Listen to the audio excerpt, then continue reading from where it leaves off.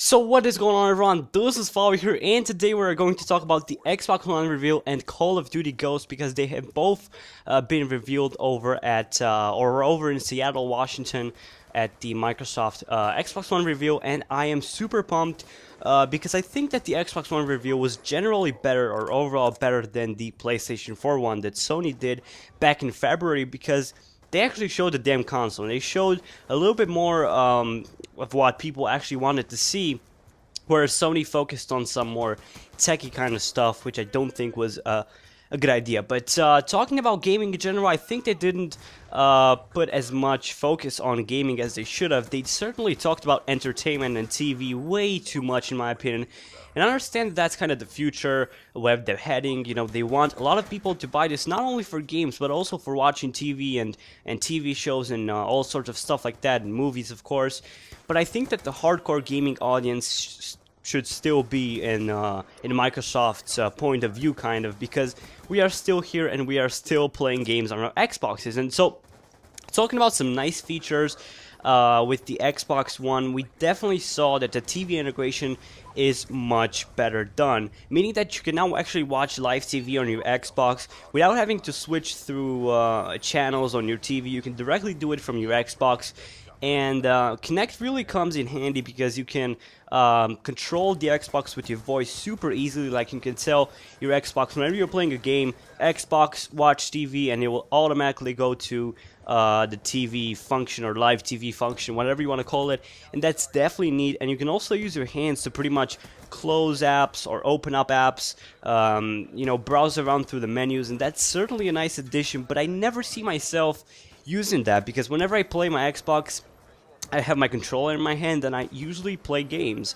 And so a lot of those features, I don't see them being, let's say, helpful or good for me. And I feel like a lot of them are tailored towards the United States, guys, because they certainly talked about, I think, NBA and NFL, two things which aren't that prevalent in Europe and in Australia either. So that's kind of disappointing. But talking about the gaming stuff, they did show some things that got me excited.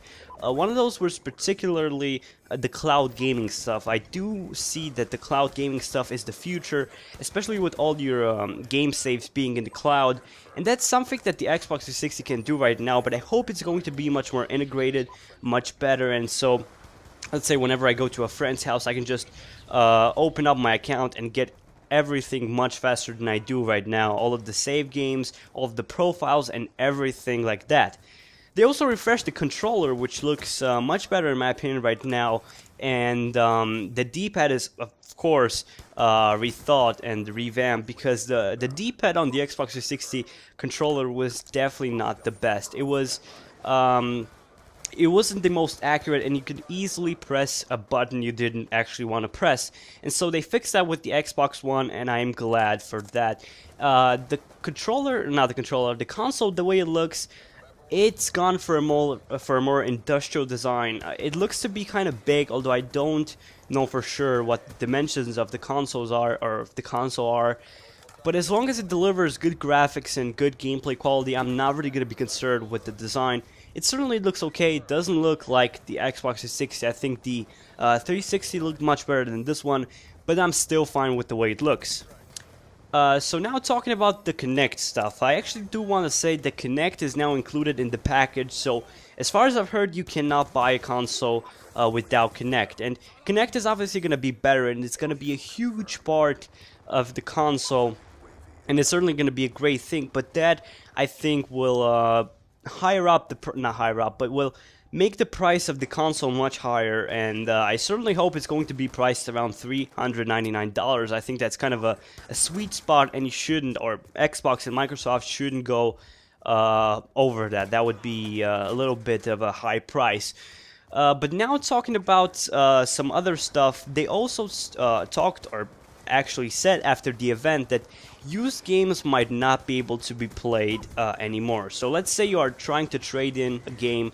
You probably will have to pay the full price of the game again in order for someone else to play it. So let's say you go over at your friend's house with your disc. You might not be able to play your game, which kind of sucks, but they haven't really told us that very clearly. I mean, they're still working on their policies, and they will still reveal some more stuff over at E3, so I wouldn't be as worried about this as some other people are, but it's certainly something to keep in mind.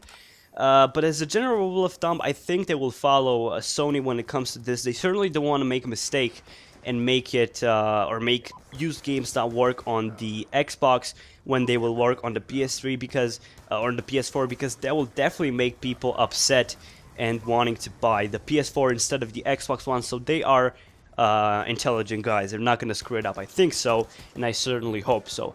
Another thing that they talked about is the player limit or friends limit that you have right now on the Xbox. It's actually 10 times higher on the Xbox One than it used to be on the 360. You're going to be able to add 1,000 friends. And I know that's not a huge thing, but to most of us YouTubers, that's a nice and welcome addition.